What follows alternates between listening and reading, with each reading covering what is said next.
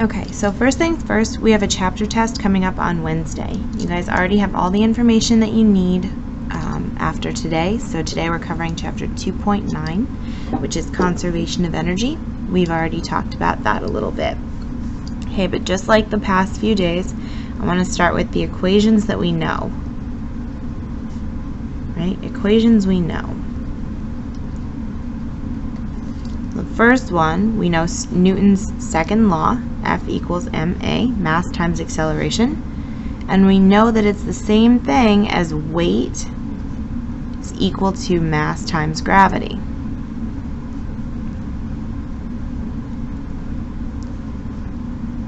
Okay, we know the work equation. Work is equal to force times displacement or distance. And we know kinetic energy, Ke, is equal to 1/2 your mass times your velocity squared. And we know your gravitational potential energy, or GPE, is equal to your mass times gravity times height. Right? And remember that gravity is 9.8 meters per second squared. Right? That meters per second squared tells us that gravity in this case and this case is an acceleration, right? It's acceleration due to gravity. So gravity, little arrow, 9.8 meters per second squared. Okay, the last equation that I'm going to add is elastic potential energy, okay, EPE, which is equal to 1/2 kx squared. Okay, so very similar to your kinetic energy equation, except this one is potential energy. So elastic potential energy, also called spring potential energy,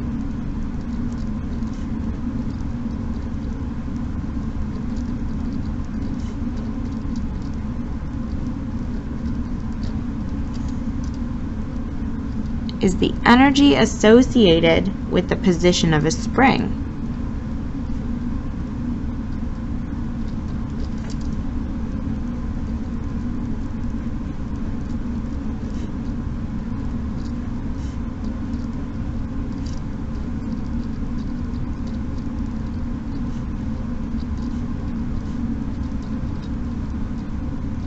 Okay, the energy associated with the position of a spring.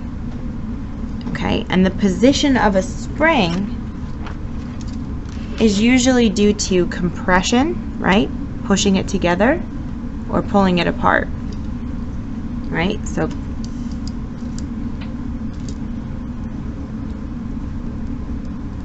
the position of a spring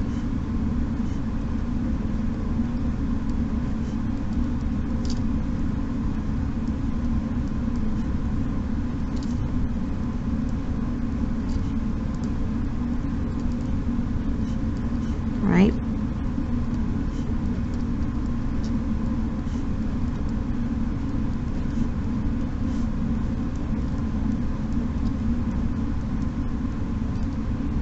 Right, and stretching is pull apart.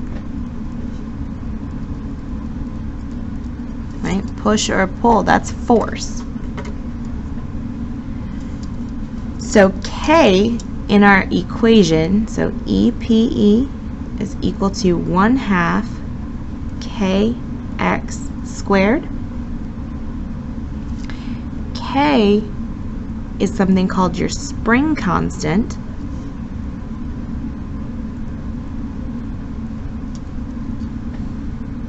And x is your distance stretched. Okay, and it's distance, so that's measured in meters. Okay, your spring constant is measured in newtons, right, which is a force, times meters. And then elastic potential energy, it's still energy, so that's measured in joules.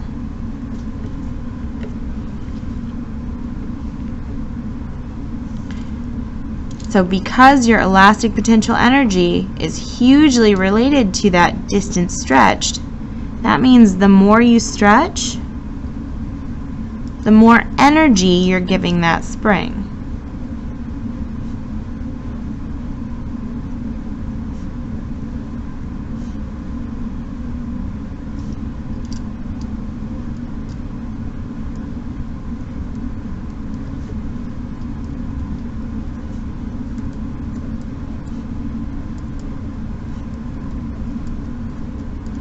Okay, so the more you stretch it, the more energy actually goes into that spring. So the spring constant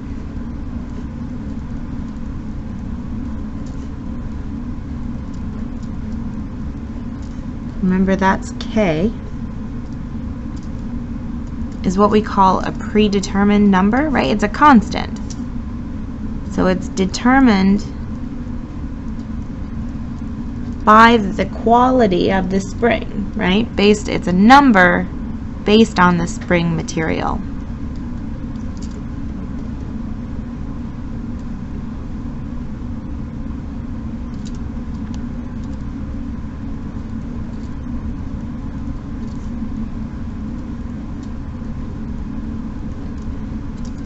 Right, so the spring, it's a constant, which means it's a number.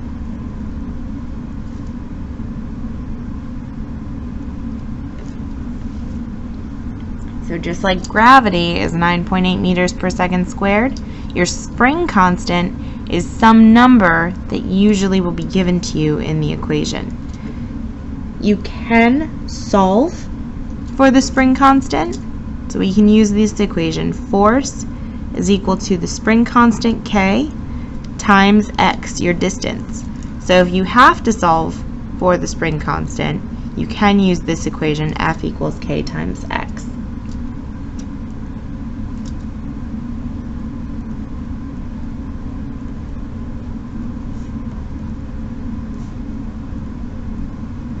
That is an equation that your textbook doesn't talk about, so I do not believe that it would be on the district final. So F equals K times x determines the amount of force, right, the push or pull, the amount of force you need to move the spring.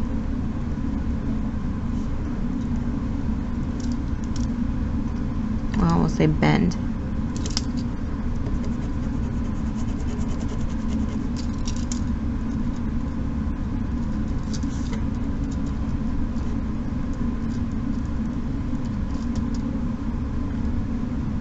Okay, so if we look at a couple of examples, right, it doesn't have to be a spring, it can be any material. Oh. Because it's elastic potential energy, right, anything that bends has some amount of elastic potential energy. So if you have a wooden ruler, it doesn't bend very far, so it has a very high spring constant, which means you need a lot of force to actually bend it a big distance. Okay, so the spring constant for a wooden ruler is really high. You have a regular plastic ruler, right? That doesn't take a whole lot of energy or a lot of force to bend. Okay, so that has kind of a middle spring constant. You can bend it a decent distance and then it'll spring right back. So the elastic potential energy of a regular ruler is medium. And then you have one of these bendy rulers, right? It takes even less force to bend it an even greater distance. So the spring constant for this ruler is very low.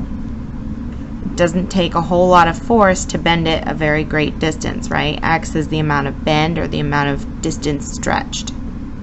So we're stretching it from its original either down or up. Okay? So we've talked about in the past something called the law of conservation of energy.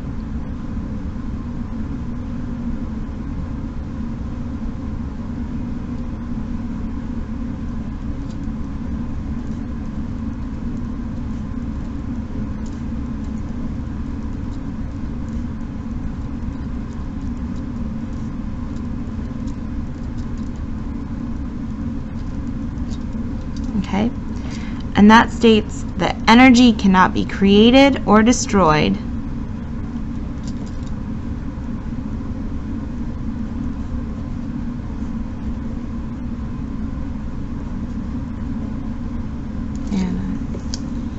so the law of conservation of energy.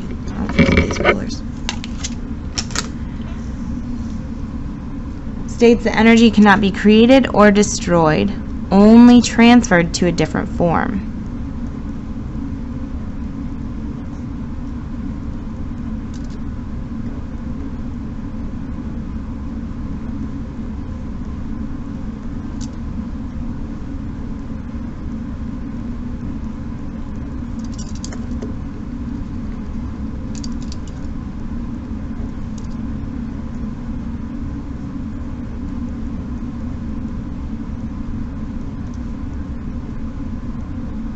So when we first talked about this conservation of energy, we used the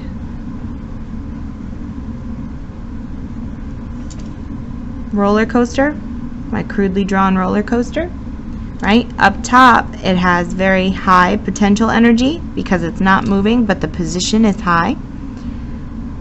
And then once it's moving,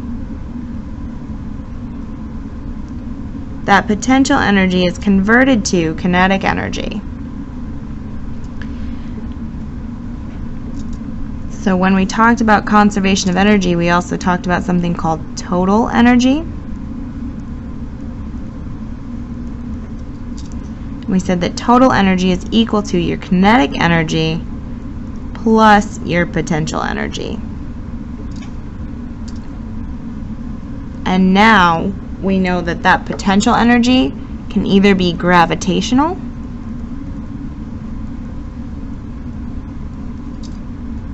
potential energy, or it can be now elastic potential energy.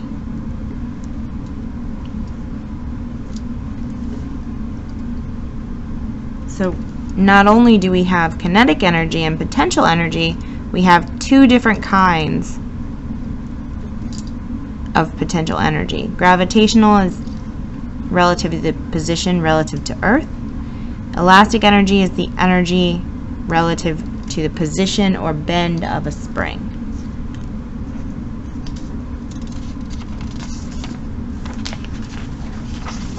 So if we stick with our ruler example, right, the bending of a ruler, if we were to put a coin or one of my little turtles, right, on the ruler and bend it down, you can let go and then it would go flying, right? Or from the side, you bend it down and then it kind of flies off. So if we're to draw that, ruler and the coin,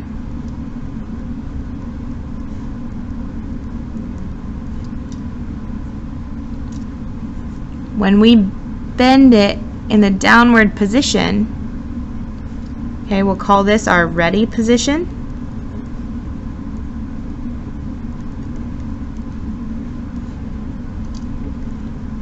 In that ready position, we push on the ruler, right? We apply a force.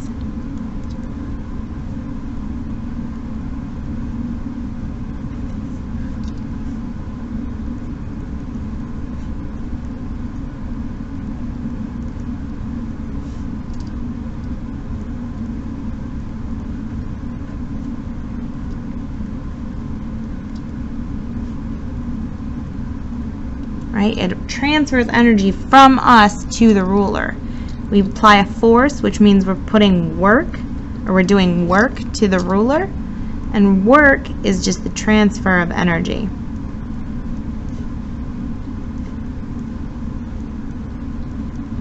Work is our transfer of energy. So in the ready position, the ruler has elastic potential energy.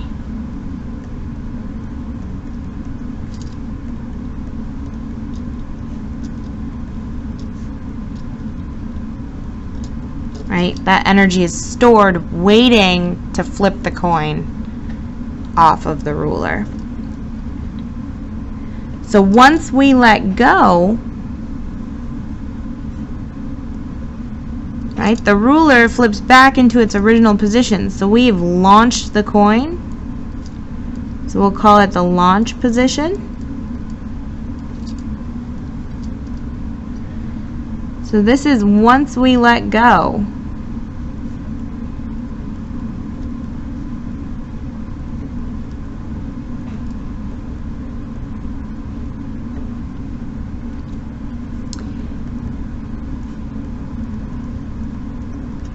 The elastic potential energy is transferred to kinetic energy.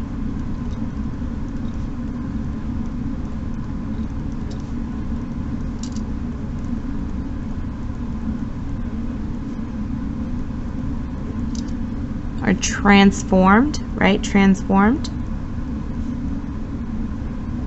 I like transformed better. Transformed into kinetic energy.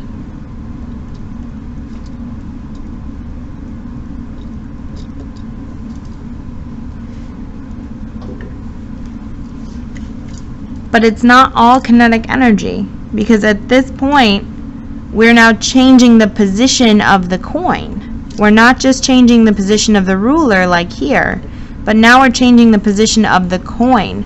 So we also have, right, it's transformed into kinetic energy, and we have some gravitational potential energy.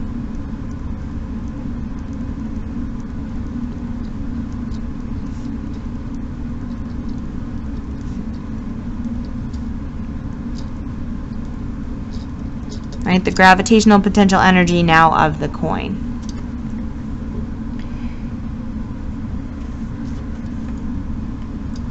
So Newton's first law of motion says that this coin will continue moving, right, from here to here. This coin will continue in motion until it's acted upon by an opposite or by an equal or greater force, right? Something has to come along and change that coin's trajectory, that path, otherwise it'll just fly off into space. We know that that doesn't happen because something called gravity is going to bring it back down to Earth. Okay, so here our coin is at the peak position.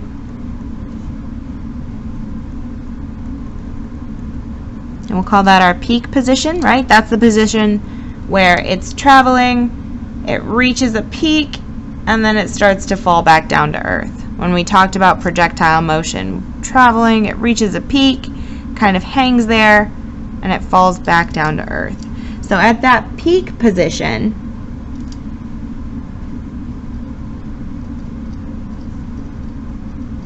gravity brings the coin to a stop for a little while, right? It kind of hangs at that max height, and then it falls back down.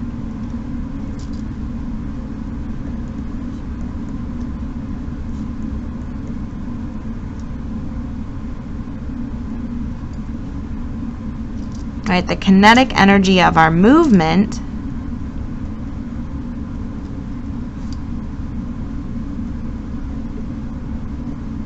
right, the kinetic energy, the movement energy of the coin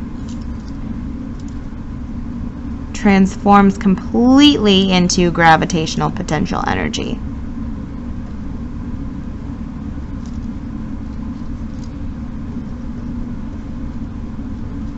Right, it becomes completely gravitational potential energy because at the top of a parabolic path, that object stops for a short amount of time and comes back down. So that kinetic energy transforms completely to gravitational potential energy.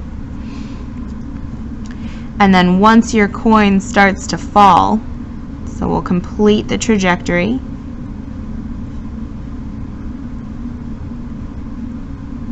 Right, it falls back down. So there's your trajectory. At this point, the gravitational So this is your falling position.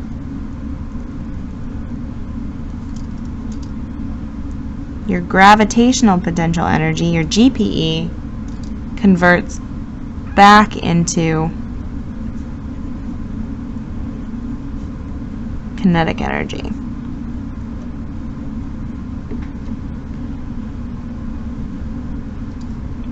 Right? Until something happens to stop it from falling, right? And that something is probably going to be until it hits the ground.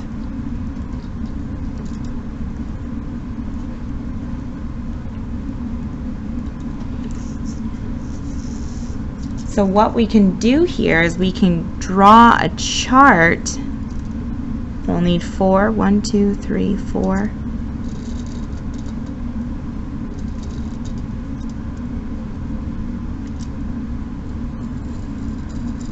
Four lines. Okay. This first box is going to be your energy, your position, your energy and your position. The second box is going to be your elastic potential energy, your EPE. Third, we're going to make your gravitational potential energy, your GPE. And finally, in the last box, you're going to have your kinetic energy. Okay, so at each position, we're going to talk about what the energy state is at each position. So in your ready position, right, up here in your ready position,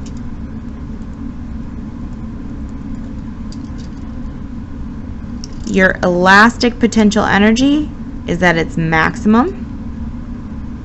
Your gravitational potential energy is at 0 because right now the coin is resting on the ruler. So your gravitational potential energy is 0.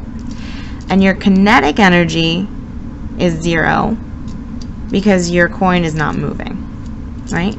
Once you launch, so once you're in the launch position, right here, your elastic potential energy immediately goes to 0, right? It's all been converted into kinetic energy to move the coin and some gravitational potential energy to get the coin up and off the ruler.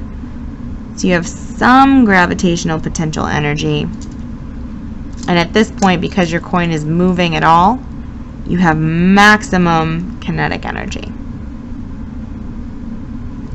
Okay, and then finally at your peak position, right, at your peak position, your elastic potential energy, your spring energy of the ruler is still 0. Your gravitational potential energy has reached its max because you're at the highest point in your trajectory. So your gravitational potential energy is now maxed out, and your kinetic energy is at 0 because your coin has come to a stop, right, due to gravity. At that peak of the trajectory, it comes to a stop, and then it falls back down. So we could even add another box for that falling position. Right? Once you're falling, your elastic potential energy is still at 0. Your gravitational potential energy goes back to some because it's getting closer and closer to Earth as it falls. And your kinetic energy is back to your max position. Okay? It starts to fall, so it's losing energy. Or not losing energy, it's got kinetic energy. It's all kinetic energy. So if we bring this back around to the conservation of energy,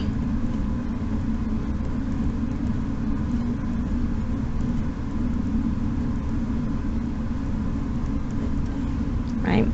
We said that your total energy cannot be created or destroyed. So your total energy is equal to your elastic potential energy plus your gravitational potential energy plus your kinetic energy.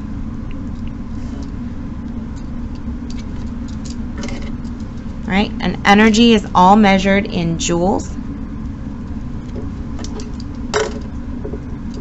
So if we say, when you bring that ruler down, when you bring that ruler into the ready position, if you're giving it 410 joules of energy, right? They're all energy, so all of our units are joules.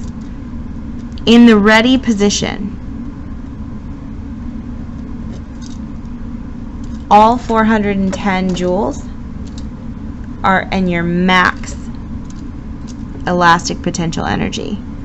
410 joules. Gravitational potential energy is 0 joules. Kinetic energy is 0 joules.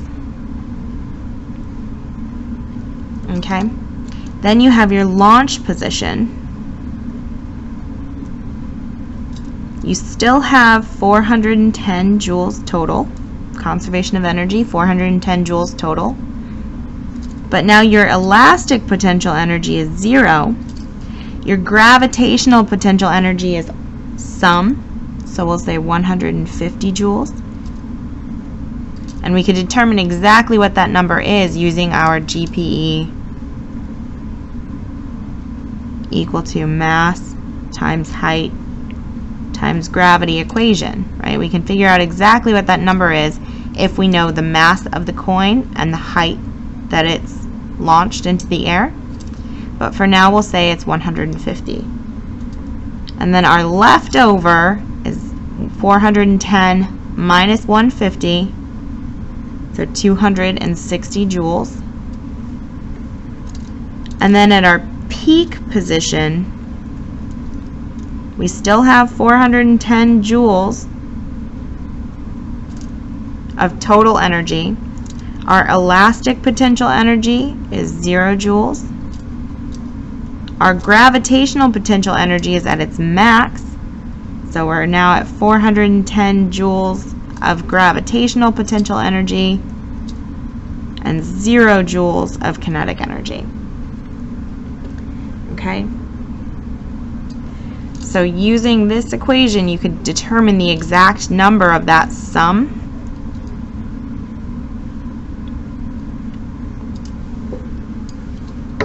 But the key here is to remember conservation of energy tells us that the total energy of this system, right, that ruler coin system, is the same. It's always 410 or whatever number you're given. Okay, so now I have a practice worksheet. If there's a little bit of time left in class, there's a practice worksheet. You can take it home, finish it for homework. Use this video to help you solve the problems.